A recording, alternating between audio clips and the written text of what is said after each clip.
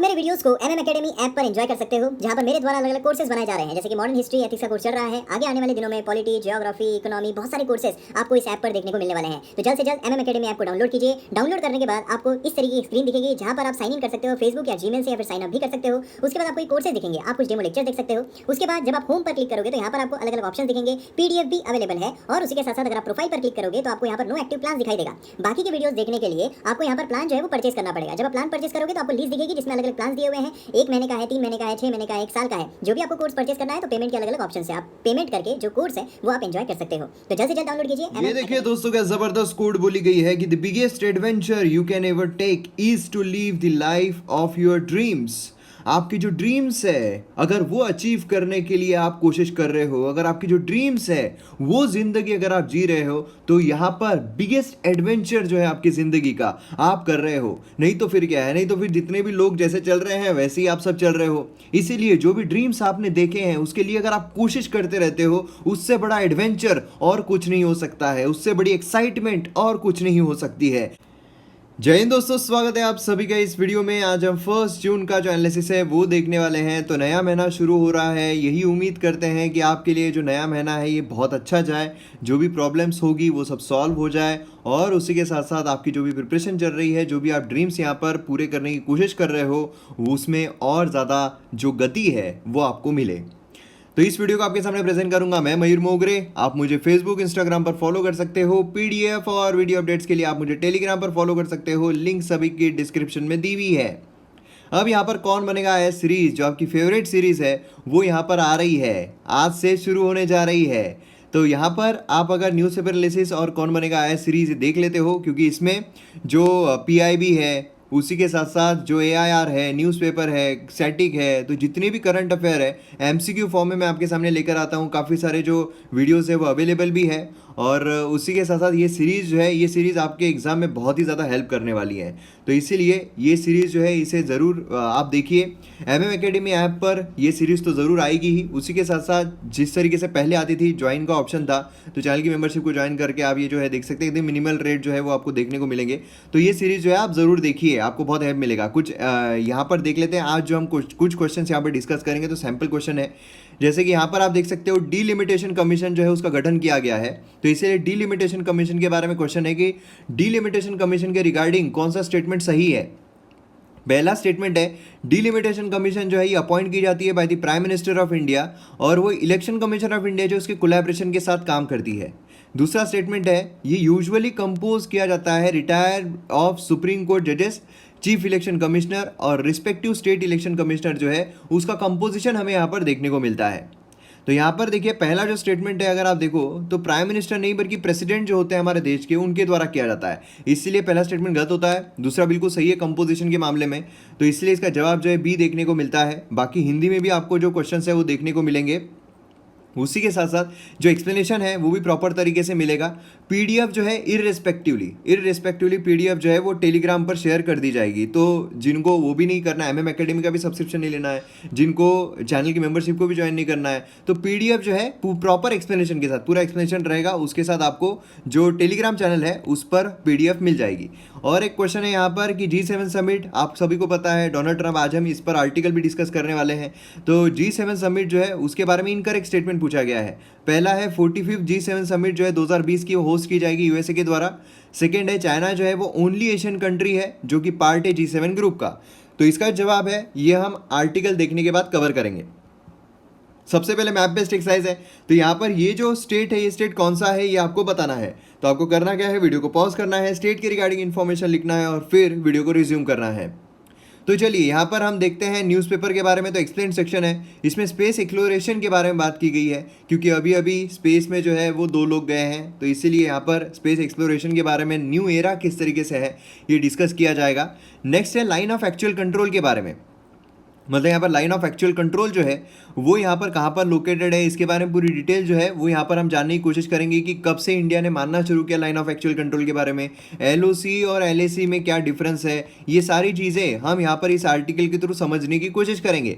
उसी के साथ एडिटोरियल पेज, आइडियाज़ पेज अगर हम देखते हैं तो यहाँ पर भी कई इंटरेस्टिंग आर्टिकल देखने को मिलते हैं, जैसे कि ऑयल के बारे में है। उसी के साथ साथ यहाँ पर अगर आप देखोगे तो कल्चरल आइकॉन जो मास्क है उसके बारे में बात की जा रही है। यहाँ पर अगर आप देखोगे तो मोदी जी जो है उन्होंने कितना यहाँ पर खर्च किया है, किस तरीके से खर्च किया उसके बारे में बात की जा रही है। सिविल एविएशन के बारे में बात की जा रही है। उसी के साथ साथ यहाँ पर रिलीजियस फ्रीडम जो है यूएस की तरफ से उसके बारे में बात की जा रही है। तो इस तरीके से हमें आर्टिकल जो है आज देखने को मिलते हैं।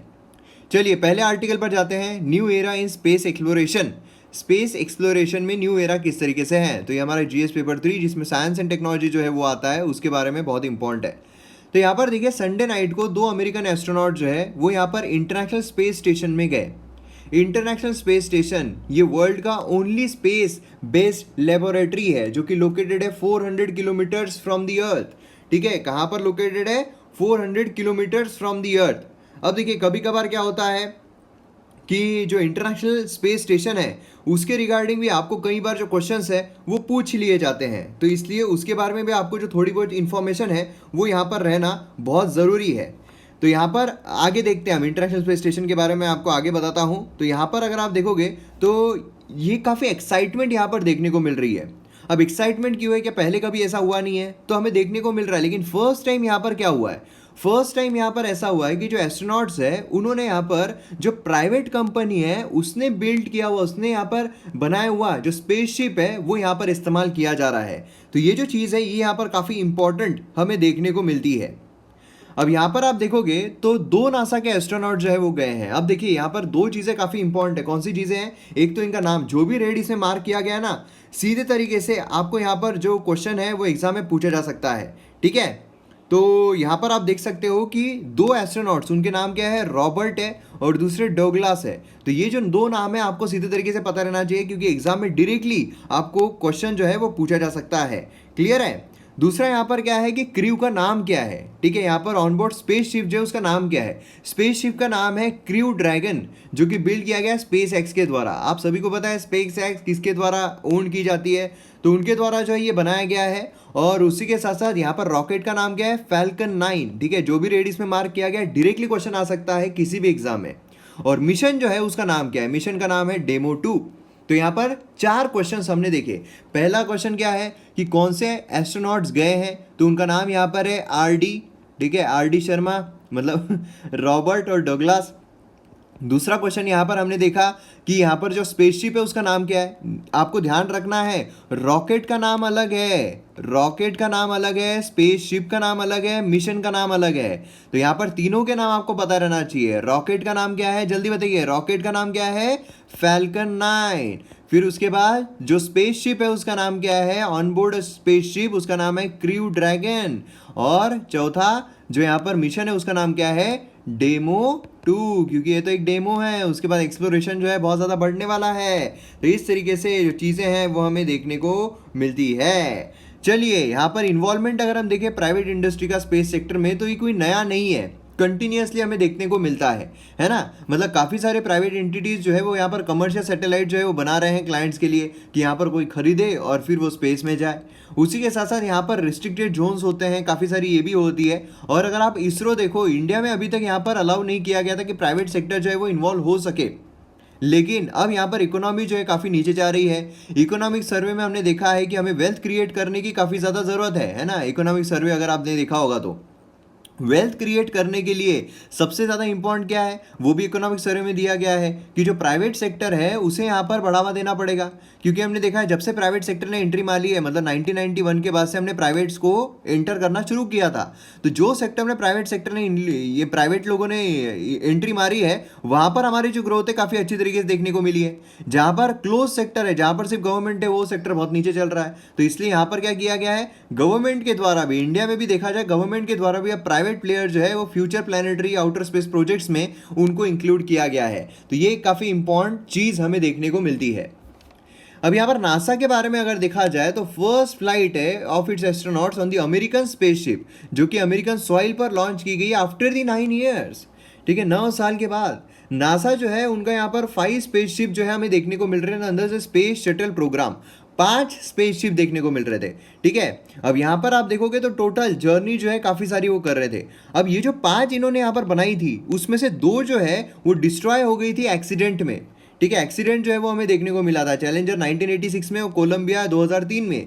ठीक है, यहाँ पर 7 एस्ट्रोनॉट जो है उनकी डेथ भी हमें देखने को मिली थी। 2003 का जो एक्सीडेंट हुआ था इन विच एयरबॉर्न एस्ट्रोनॉट जो कल्पना चावला है वो भी उसमें से एक थी। तो यहाँ पर बचे हुए 3 का क्या हुआ? तो यहाँ पर जो 3 रिमेनिंग स्पेसशिप्स थे वो डिस्कवरी, एटलांटिस और एंडेवर, ये फॉर्मली रिटायर हो गए थे जुलाई 2011 में। ठीक है, तो देखिए यहाँ पर रिटायर भी होते हैं। ओके, तो इस तरीके से जो स्पेसशिप है रिटायर हो गए 2011 में।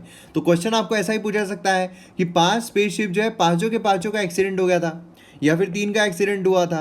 और फिर यहाँ पर नाम जो है ये भी आपको पूछे जा सकते हैं कौन कौन से स्पेसशिप के नाम है, तो ये भी आपको पता रहने चाहिए। अब यहाँ पर कौन सा और एक ऐड हो गया है जो हमने यहाँ पर देखा था, एक और यहाँ पर ऐड हो गया है क्रू ड्रैगन। क्लियर है? तो यहाँ पर स्पेस एक्स के द्वारा देखने को मिलता है। चलिए नेक्स्ट इस पर जाते हैं। यहाँ पर हम बात कर रहे हैं लाइन ऑफ एक्चुअल कंट्रोल के बारे में। अब देखिए line of actual control LOC ये क्या है, ये इसके बारे में डिटेल इंफॉर्मेशन रहना बहुत ज़रूरी है। अब चाइना जो है उसकी हरकतें कुछ इस तरीके की है कि जब यहाँ पर ट्रेडिंग करता है तब इंडिया ये मेरा बेस्ट फ्रेंड है इस तरीके से बोलता है, लेकिन पीछे से चूरा खुपसता है। तो इंडिया को यहाँ पर पता है कि जब भी चाइना ऐसा बोले कि इंडिया मेरा बेस्ट फ्रेंड है, अपने को क्या बोलना है, चल झूठा। तो इस तरीके से हमको यहाँ पर बोलना है। ठीक है, अब लाइन ऑफ एक्चुअल कंट्रोल ये बेसिकली क्या है? लाइन ऑफ एक्चुअल कंट्रोल ये एक डिमार्केशन है जो कि इंडिया कंट्रोल टेरिटरी को सेपरेट करता है चाइनीज कंट्रोल टेरिटरी से। यहाँ पर आपको कंट्रोल टेरिटरी क्या है ये समझना ज़रूरी है। देखिए यहाँ पर तो ठीक है कि फॉर एग्जांपल कि इधर साइड, ठीक है, इधर साइड ये एक रिंग समझ लीजिए, ये एक रिंग है टोटल। रिंग मतलब क्या होता है, जो अखाड़ा होता है ना, अखाड़ा, वो समझ लीजिए कि एक अखाड़ा है। अब इसमें इस तरफ जो है वो है खली, ठीक है, ग्रेट खली, और इस तरफ जो है वो देखने को मिल रहा है रेमो, वो स्टीरियो, क्या नाम था उसका, रेमो स्टीरियो, ऐसा ही कुछ तो था ना, रेनो स्टीरियो क्या था हाँ वही, ठीक है, वो स्टीरियो, ठीक है, वो है। अब यहाँ पर समझ लीजिए कि ये जो है ये दोनों का इलाका दिया हुआ है कि इस साइड जो है रेनो स्टीरियो है, रेमो स्टीरियो है, जो भी है, राइनो स्टीरियो इस तरफ जो है ये अपना खली है। ठीक है, अब समझ लीजिए कि खली जो है उसने यहाँ पर बोला कि यहाँ तक वो आ चुका है, तो यहाँ तक वो अपनी टेरिटरी जो है वो कंट्रोल कर रहा है। तो बेसिकली खली की टेरिटरी जो है वो इतनी ही है, अगर ऑफिशियल तौर पर देखा जाए तो इतनी ही टेरिटरी है, लेकिन वो कंट्रोल कितनी कर रहा है, कंट्रोल वो कर रहा है यहाँ तक की। तो ये हम बोलेंगे कि ये खलीगिरी की कंट्रोल्ड टेरिटरी है। ठीक है, तो यहाँ पर चाइनीज कंट्रोल टेरिटरी जो है वो और उसी के साथ साथ इंडियन कंट्रोल टेरिटरी जो है उसको सेपरेट करने वाला है LAC। ठीक है, हमारी पूरी बाउंड्री जो है वो तो पूरा कश्मीर हमारा ही है, कश्मीर लद्दाख आप समझ लीजिए अब तो, है ना। लेकिन यहाँ पर कंट्रोल टेरिटरी जो है वो यहाँ पर अलग होती है, वो लाइन से खींची गई है। तो इंडिया कंसिडर करता है LAC to be 3488 kilometre long. ठीक है, और चाइनीज जो है कंसिडर करता है it to be only around 2000 kilometre. ठीक है, 3 सेक्टर में डिवाइड किया गया है, टेरिटरीज को 3 सेक्टर में डिवाइड किया गया है। ईस्टर्न सेक्टर है अरुणाचल प्रदेश सिक्किम में हमें देखने को मिलता है, मिडल सेक्टर है उत्तराखंड और हिमाचल प्रदेश में देखने को मिलता है, वेस्टर्न सेक्टर है लद्दाख में देखने को मिलता है। रिमी स्टीरियो था ये, है ना चलो यहाँ पर ये आ रहा है हमारा, तो यहाँ पर देखने को मिल रहा है, देखिए आप जो रेड इसमें देखने को मिल रहा है वो है डिस्प्यूटेड एरिया। ठीक है, वो है डिस्प्यूटेड एरिया। तो यहाँ पर आप देखोगे ये अरुणाचल प्रदेश का ये मैकमोहन लाइन है ना। अब यहाँ पर पूरा अरुणाचल प्रदेश जो है वो तिब्बत का हिस्सा मानता है जो चाइना है वो। तो यहाँ पर ईस्टर्न सेक्टर हमें देखने को मिलता है, ईस्टर्न सेक्टर अरुणाचल प्रदेश का। सेंट्रल सेक्टर यहाँ पर आप देख सकते हो ये है, ठीक है, और उसी के साथ साथ यहाँ पर आप वेस्टर्न सेक्टर देख सकते हो जो कि अक्साई चीन का है। तो ये जो पार्ट है यहाँ पर आपको नजर आ रहा है ये है LAC। मतलब देखिए ये पूरा जो एरिया है ये पूरा इंडिया का है, लेकिन ये जो है ये controlled territory, Chinese control territory वो बोल सकते हैं, ये पाकिस्तान कंट्रोल टेरिटरी जिसे पाकिस्तान ऑक्यूपाइड कश्मीर जो है वो कहा जाता है। तो इस तरीके से हमें डिस्प्यूटेड जो लैंड है, डिस्प्यूटेड जो टेरिटरी है वो देखने को मिलती है 3 भागों में। ये हो गई वेस्टर्न वाली, ये हो गई सेंट्रल वाली और ये हो गई ईस्टर्न वाली। क्लियर है, इतना पिक्चर क्लियर हो गया है। चलिए आगे बढ़ते हैं। अब यहाँ पर डिसएग्रीमेंट बेसिकली दोनों में क्या है, क्या डिसएग्रीमेंट है? मेजर डिसएग्रीमेंट जो है वो वेस्टर्न सेक्टर का, जहाँ पर LAC जो है वो यहाँ पर देखने को मिलती है, वो यहाँ पर इमर्ज हुई थी जब 2 लेटर जो है रिटर्न किए गए थे, लिखे गए थे चाइनीज प्राइम मिनिस्टर ज़ो अलियन के द्वारा। ठीक है, यहाँ पर ये चाइनीज नाम जो है ना आपको नाक से बोलने पड़ते हैं, कैसे, ज़ोआलिया। तो ठीक है, यहाँ पर प्राइम मिनिस्टर जवाहरलाल नेहरू 1959 जिन्होंने पहली बार यहाँ पर मेंशन किया था लाइन इन द 1956 ठीक है, मतलब इनको लिखी गई थी, जवाहरलाल नेहरू को लिखी गई थी, जो चाइनीज प्राइम मिनिस्टर थे उनके द्वारा, और पहली बार वहां पर लाइन जो है उसका मेंशन किया गया था। इस लेटर में जो जो है उन्होंने यहाँ पर क्या कहा, एलएसी जो है उसमें कंसिस्ट किया जाता है so called McMahon line in the east, line up to which each side exercise actual control in the west. ठीक है, यहाँ पर एक्चुअल कंट्रोल जिनका रह रहा है, तो इस तरीके से हमको देखने को मिल रहा था, जिसका खारिज पूरी तरीके से इंडिया ने कर दिया था कि भैया हम ये मानते ही नहीं है, क्या लाइन की बात कर रहे हो। ठीक है, मतलब फिर उसके बाद 1962 का वॉर होता है, जिसमें चाइना जो है क्लेम करता है withdraw 20 kilometre behind the LAC, November 1915, 20 kilometre हम पीछे चले गए हैं बा, ऐसा यहाँ पर बोला जा रहा है। फिर उसके बाद फिर से यहाँ जो है उसके द्वारा क्लारीफाई किया जाता है, फिर से लेटर लिखा जाता है कि भैया ये ऐसा ऐसा है, ये है कि भैया हम यहाँ पर जो मैकमोहन लाइन है, मतलब पूरा हम हमारा टेरिटरी है, यहाँ पर एलएसी जो है वो ये कर रहे हैं। तो इंडिया ने सुना सुना सुना, फिर डोकलाम क्राइसिस भी यहाँ पर 2017 में देखने को मिले, लेकिन इंडिया ने ये जो चीज़ें यहाँ पर लेटर्स लिखे जा रहे थे, सुना सुना, और फिर बोला किस लाइन की बात कर रहे हो बे, कौन सी लाइन बोल रहे हो, एलएसी कोई लाइन ही हम देख ही नहीं रहे, कोई लाइन, अपनी मन से लाइन बता रहे हो, अपनी मन से सारी चीज़ें कर रहे हो, अपनी मन से एलएसी बोल रहे हो, कि ये क्या राइमिंग चल रहा है क्या, इधर एलओसी है तो इधर एलएसी रहेगा, ये क्या चल क्या रहा है आपका। तो इस तरीके से इंडिया जो है उससे पूरी तरीके से खारिज ही कर दिया था, इंडिया ने मानने से ही मना कर दिया था ये सारी लाइंस को। देखिए यहाँ पर इंडिया जो है, इंडिया की साइड अगर देखी जाए, इंडिया ने कॉन्सेप्ट जो एलएसी का ये रिजेक्ट ही कर दिया था, 1959 हो या 1962 हो। इंडिया जो उसने ऑब्जेक्ट किया था, डिस्क्राइब किया था by Menon, was the Chinese line was the disconnected series of points on the map that could be joined up in many ways. यहाँ पर ये इस तरीके से पॉइंट्स लगा रहे हैं, मतलब सोचिए आप कि मैं यहाँ पर बैठे बैठे बोल रहा हूँ कि यूएसए जो है वो इस तरीके का है, तो यूएसए में ये लाइन मेरी है, तो ये जो लाइन अगर मैं कनेक्ट करूँगा तो इतना एरिया जो है वो मेरा हो जाता है। मैं घर बैठे बैठे कर रहा हूँ, तो कोई भी कुछ भी कर सकता है। तो इसी तरीके से इंडिया ने ऑब्जेक्शन लिया कि ये तो कोई भी ड्रॉ कर सकता है, कोई भी कुछ भी बोल सकता है ना। यहाँ पर जो अग्रेशन हुआ देखने को मिला था 1962 में, तो उसके एक्चुअल पोजीशन अगर देखी जाए तो चाइनीज अटैक के पहले जो कुछ भी था वो सब हमारा ही है भैया, इंडिया का ही है। तो ऐसा नहीं है कि यहाँ पर कुछ अटैक के बाद आपने कुछ कैप्चर कर लिया और वो आपका हो गया। ठीक है, तो ये चीज़ जो है यहाँ पर हमें देखने को मिली थी। फिर उसके बाद अब यहाँ पर क्यों एक्चुअल में हमें एलएसी जो है एक्सेप्ट होता हुआ नजर आ रहा है, क्यों हम यहाँ पर एलएसी जो है उसे फॉर्मली एक्सेप्ट कर रहे हैं। तो यहाँ पर श्याम सरन जो है उन्होंने अपनी किताब में डिस्क्लोज किया है कि यहाँ पर जो चाइनीज जो प्रीमियर ली पेंग ये 1991 में इंडिया में विजिट किए थे, उस टाइम पे पीवी नरसिम्हा राव थे।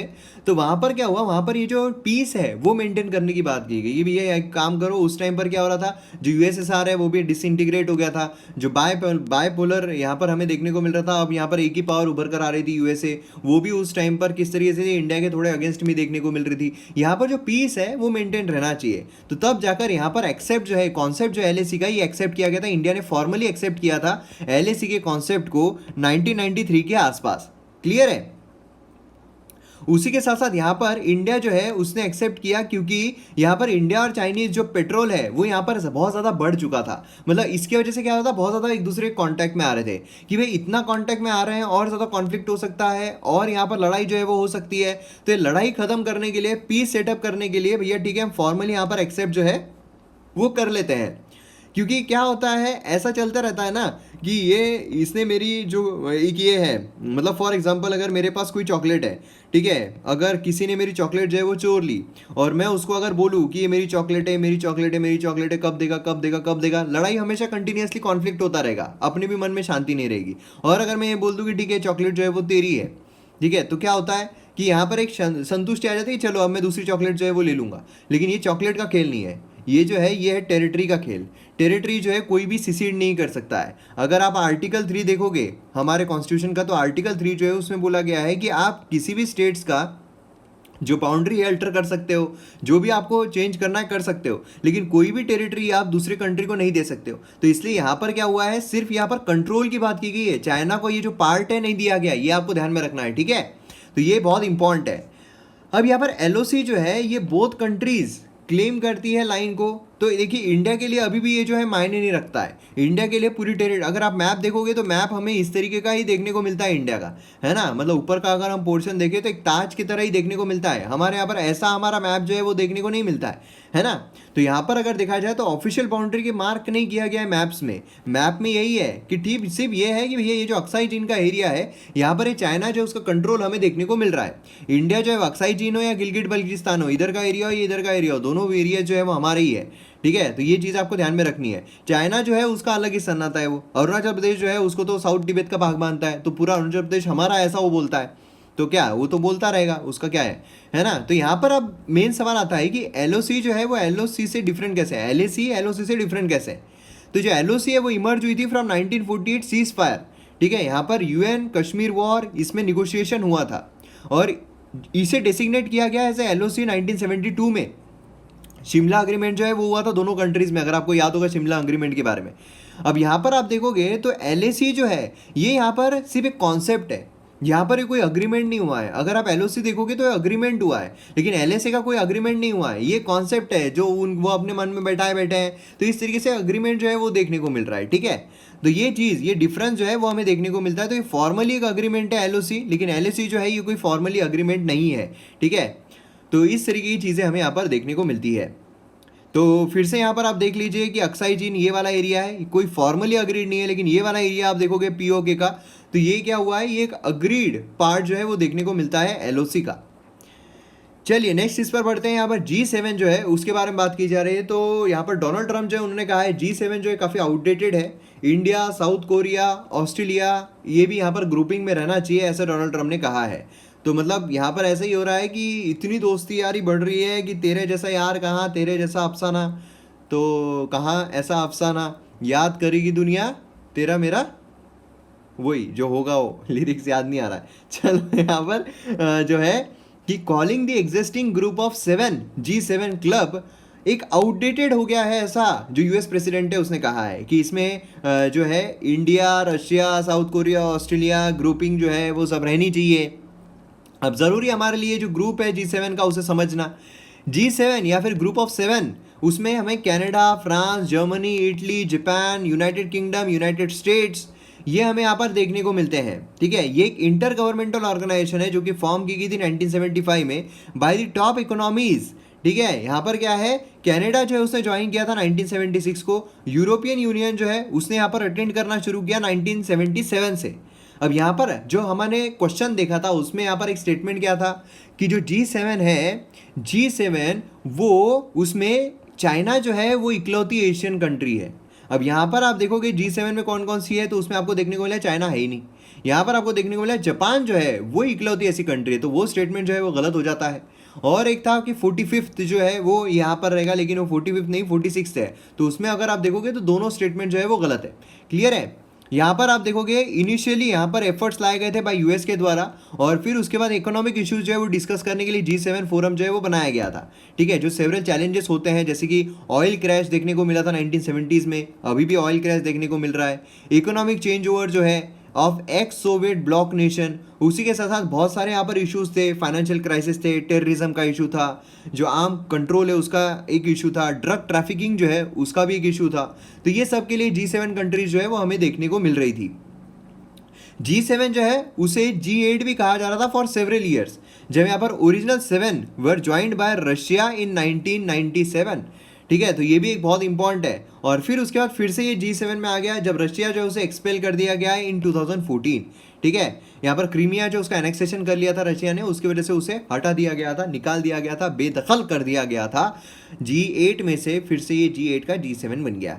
G7 जो है इसका कोई फॉर्मल कॉन्स्टिट्यूशन नहीं है या फिर फिक्स्ड हेडक्वार्टर नहीं है, आपको ध्यान में रखना है। नहीं तो क्वेश्चन कैसा पूछा जा सकता है कि G7 का हेडक्वार्टर जो है वो हमें यूएसए में देखने को मिलता है, न्यूयॉर्क में देखने को मिलता है, या फिर जेनेवा में देखने को मिलता है, ये आपको ध्यान में रखना है ना। डिसीजन जो है वो लीडर्स के द्वारा लिए जाते हैं एनुअल समिट के द्वारा, और ये नॉन बाइंडिंग होते हैं। मोस्ट इंपॉर्टेंट थिंग देखिए, एग्जाम पर्सपेक्टिव से बहुत इंपॉर्टेंट है। अब यहाँ पर इंडिया, चाइना, ब्राज़ील इन्होंने भी अगर आप देखोगे तो काफ़ी ज़्यादा सहभाग लिया है, काफ़ी ऊपर आ रहे हैं। तो बट ऑब्वियस है कि यहाँ पर जो G7 कंट्रीज़ है वो चाह रहे हैं, यूएसए जो है वो चाह रहा है कि आउटडेटेड हो गया भैया, जिस काम के लिए बनाया गया था उस काम के लिए वो कुछ काम नहीं रहा। G7 नेशन जो है वो एनुअल समिट यहाँ पर मीट करते हैं, प्रिसाइड किया जाता है leader of member countries rotational basis पर। अब यहाँ पर समिट जो है इनफॉर्मल गैदरिंग होती है, उसी के साथ साथ यहाँ पर होस्ट कंट्री जो है वो इनवाइट करता है डिग्नेटरीज को, ठीक है, आउटसाइड ऑफ G7 के भी, कि भाई यहाँ पर आओ हम कुछ बातचीत जो है वो करते हैं। और उसी के साथ साथ यहाँ पर एक वर्ड इंपॉर्टेंट है एग्जाम पर्सपेक्टिव से, जो कि है शर्पास। ये बेसिकली क्या होते हैं, तो इसमें जो जनरली पर्सनल रिप्रेजेंटेटिव होता है, जो diplomatic staff such as ambassador, ठीक है, तो ये होता है। अब यहाँ पर आप देखोगे शर्पा जो था प्राइम मिनिस्टर मोदी का लास्ट ईयर समिट में, फॉर्मर यूनियन मिनिस्टर सुरेश प्रभु हमें देखने को मिल रहे थे। तो ये चीज़ आपको ध्यान में रखनी है, ठीक है, कि शर्पा जो है पर्सनल रिप्रेजेंटेटिव होता है। तो ये आपको डायरेक्टली पूछा जा सकता है, शर्पास जो है ये वर्ड हमें कहाँ पर देखने को मिलता है? G7 में देखने को मिलता है। अब G20 G7 में क्या डिफरेंस है? G20 ये लार्जर ग्रुप है कंट्रीज का, जिसमें G7 मेंबर जो है वो भी इंक्लूडेड है। G20 जो है फॉर्म किया गया था 1999 में, ठीक है। यहाँ पर क्या है, जो ग्लोबल इकोनॉमिक कंसर्न्स है उसे एड्रेस करने के लिए। G7 कंट्रीज के अलावा G20 में हमें Argentina, Australia, Brazil, China, India, Indonesia, Mexico, Russia, Saudi Arabia, south Africa, south Korea, Turkey, ये देखने को मिलते हैं। G20 में देखिएगा चाइना भी है, इंडिया भी है, पाकिस्तान नहीं है, ठीक है। टुगेदर G20 कंट्रीज जो है वो 80% ऑफ द वर्ल्ड्स इकोनॉमी जो है वो यहाँ पर देखते हैं। क्लियर है? और उसी के साथ साथ यहाँ पर इंडिया जो है वो G20 होस्ट किया करने के लिए बोला गया है G2022 में, ठीक है।